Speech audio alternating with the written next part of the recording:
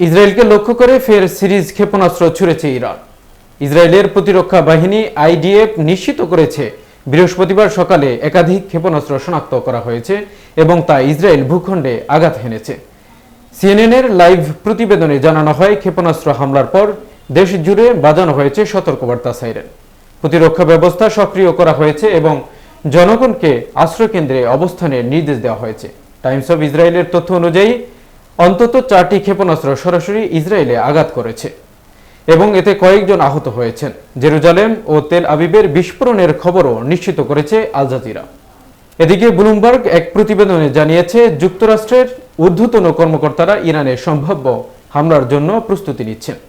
তাদের মতে, পরিস্থিতি বিবর্তনের উপর নির্ভর করলেও চলতি সপ্তাহে যুক্তরাষ্ট্র ইরানে সামরিক পদক্ষেপ নিতে পারে।